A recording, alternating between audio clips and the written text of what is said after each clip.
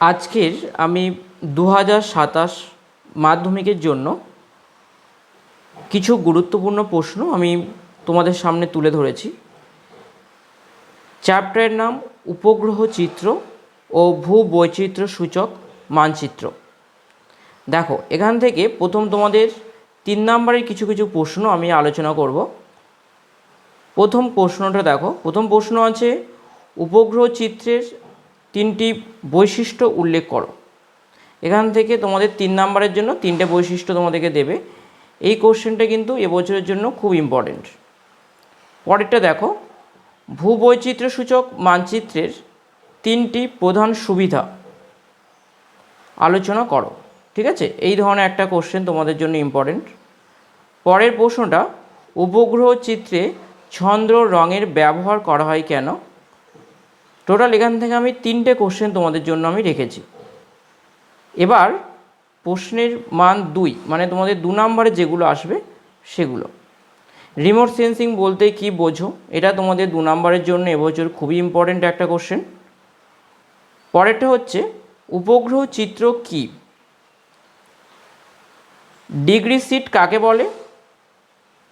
ভূবৈচিত্র্য সূচক মানচিত্র কাকে বলে? আর ফলস কালার বা ছন্দ রং বলতে কি বোঝো? এই কটা কোশ্চেনের মধ্যে দেখো, রিমোট সেন্সিংটা খুব ইম্পর্টেন্ট, ওটা পরীক্ষায় দিতে পারে।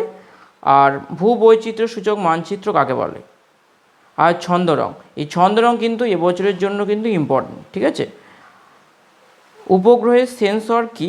এটাও কিন্তু একটা ইম্পর্টেন্ট প্রশ্ন। এবার দেখো, এখানে প্রশ্নের মান হচ্ছে 1 নাম্বার আছে। এখানে এগুলো 1 নাম্বারে কিছু কোশ্চেন যেগুলো তোমাদের দেয় এখান থেকে।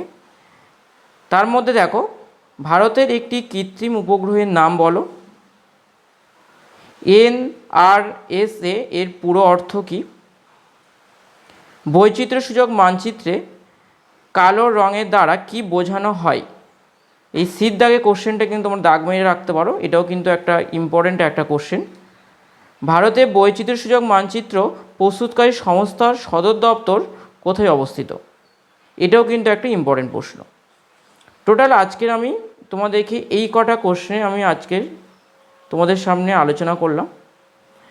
তোমাদের এখান থেকে যেগুলো ইম্পর্টেন্ট সেগুলো আমি তোমাদেরকে বলে দিলাম, কোনগুলো ভালো করে পড়তে হবে। তোমরা অবশ্যই এগুলো দেখো এবং নিয়মিত এই চ্যানেলে আরও অনেক ভিডিও আসতে থাকবে মাধ্যমিক এবং আরও অন্যান্য ক্লাসের জন্য। তো অবশ্যই চ্যানেলটা সাবস্ক্রাইব করে পাশে থেকো।